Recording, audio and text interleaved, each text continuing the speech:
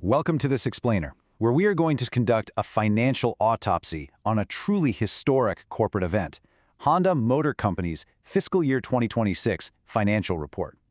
What we're looking at here is a massive, multi-billion-dollar strategic reset in the global automotive industry, as Honda abruptly pivots away from its planned electric vehicle investments. The central question we need to answer today is this: does Honda's historic FY 2026 loss simply reflect a bunch of concentrated accounting and restructuring effects from hitting the brakes on EVs? Or does it expose a much deeper deterioration in the company's core competitive position during this massive technological shift? We are going to rely strictly on the financial evidence to deconstruct exactly what happened. Let's dive in. Here is our roadmap for the analysis. First, we'll look at a historic financial paradox. Second, we'll unpack those massive EV charges. Third, we'll explore diverging segment performance. Fourth, we'll map out the global strategy reset. Fifth, we'll debate whether this is capital discipline or a strategic setback. And finally, we'll go over the key indicators to watch next. All right, Section 1, a historic financial paradox. Let's try to reconcile this FY 2026 record. To really grasp the gravity of these results, we have to look at Honda's historical baseline. Over the decades, Honda has been incredibly resilient. Even during massive macroeconomic shocks like the 2009 global financial crisis or the 2020 COVID-19 pandemic, this company still managed to turn a profit. But this latest data, it's a profound departure from that track record. The FY 2026 report represents the first annual consolidated net loss since Honda's 1957 Tokyo Stock Exchange listing, based on available public records. Let that sink in for a second. But here is where we hit a massive paradox at the core of these results. Statutory reporting shows us one very grim reality: a consolidated net loss of 423.9 billion Japanese yen alongside an operating loss of 414.3 billion yen. But in sharp contrast, Honda's management is pointing to an adjusted non-GAAP operating profit of over 1 trillion yen, 1.0393 trillion to be exact.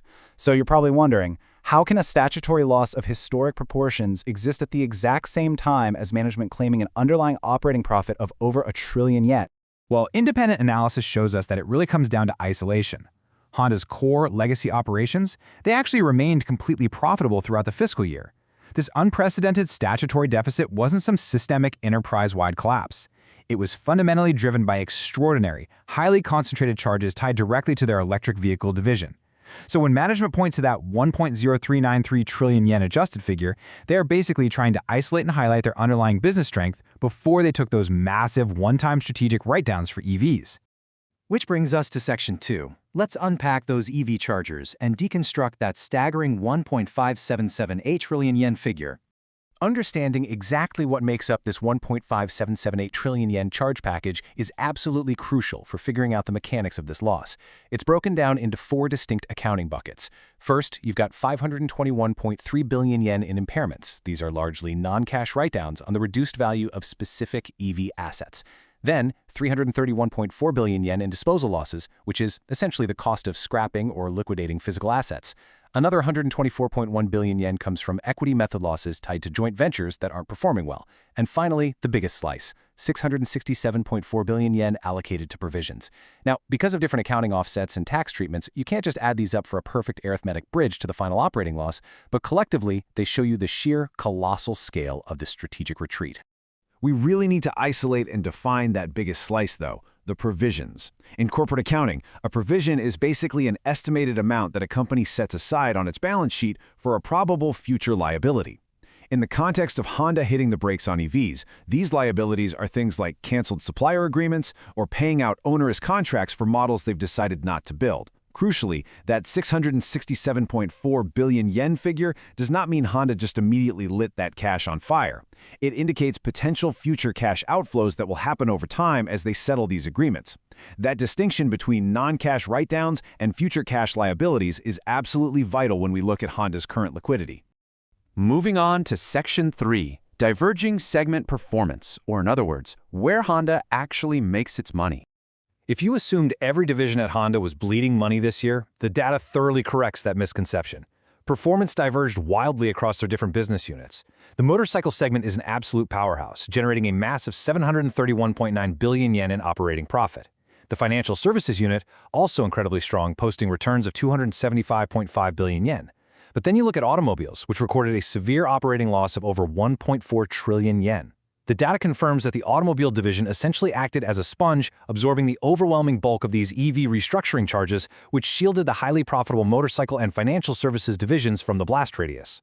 And because of that underlying strength in those legacy segments, especially motorcycles, Honda managed to maintain a very robust net operating cash flow of 1,135.2 billion yen. So, despite reporting a historic statutory net loss on paper, their day-to-day operations are still generating serious cash. This really reinforces the idea that the FY 2026 loss was an isolated, strategic shock to the system, not a sudden death spiral of their core operational viability. Section 4. The Global Strategy Reset. Let's map out how they are restructuring their EV footprint.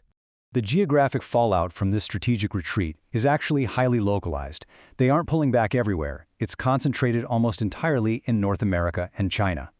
Now remember, these were the two markets originally designated to be Honda's primary proving grounds for EV expansion. But while they are retreating there, they are simultaneously leaning heavily on the stability and massive demand for internal combustion and motorcycles in places like India and Southeast Asia to counterbalance all this EV volatility. So, what exactly did this retreat look like on the ground? It was extensive. For starters, they outright canceled 3 planned North American EV models before production even began. They also enacted an indefinite suspension of a massive EV plant project in Ontario, Canada. Now keep in mind, that facility is classified as indefinitely suspended, not permanently canceled. We also saw changes with their Sony-Honda mobility joint venture. The development of the Afeela 1 and a second planned EV model were officially discontinued.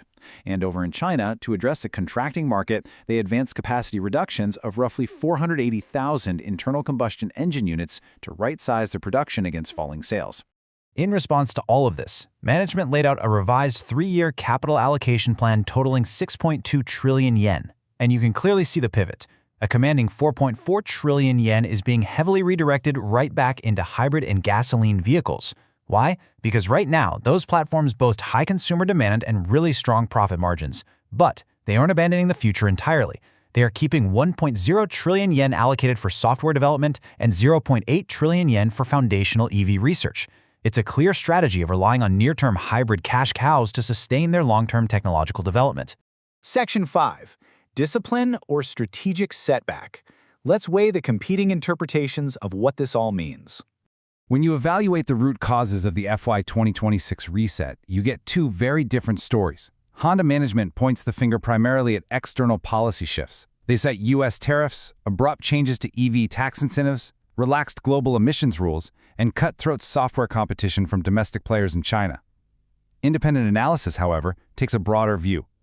While acknowledging those policy factors, analysts also point to massive macroeconomic headwinds, like high interest rates crushing consumer demand, deficits in charging infrastructure, and frankly, a broader competitive execution weakness on Honda's part compared to their more agile rivals. So, depending on how you look at it, interpretations are totally divided. One camp sees this as an exercise in prudent capital discipline. They argue that by ripping the Band-Aid off and taking the accounting hit right now, Honda protected its balance sheet, kept its liquidity robust, and smartly avoided sinking billions of yen into uncompetitive EV platforms. But the opposing camp, they see a material execution setback. They point to the jaw-dropping scale of those financial charges, a severe 24 to 48% sales collapse in the Chinese market, and a heavily delayed software strategy as proof that Honda has some deep vulnerabilities in its ability to execute this tech transition. Which brings us to our final section, indicators to watch next, the unresolved variables. If we want to know if this strategic reset is actually going to work out long-term, there are several unresolved variables we have to watch closely. First, can they actually hit management's FY 2027 guidance of a 500 billion yen operating profit? Second, what will those actual final cash settlements be for that 667.4 billion yen in supplier provisions? We need to see the true impact on their liquidity. Third, are there going to be any government subsidy clawbacks for suspending that Ontario plant? Fourth, what is the future direction of the Sony-Honda mobility venture, which is currently under review by the parent companies? And finally, can they stabilize their sales volume in China? That's going to be a massive metric for their execution moving forward. Look, Honda just absorbed a historically massive financial punch to the gut, and they've executed a rapid operational pivot to protect their near-term capital. But as we look to the future, the core analytical question is this: can Honda's hybrid-led interim strategy successfully generate the sustained cash flow they absolutely need to fund their ultimate software and EV survival in an increasingly ruthless global automotive market? Keeping a close eye on those unresolved variables will ultimately give us the answer.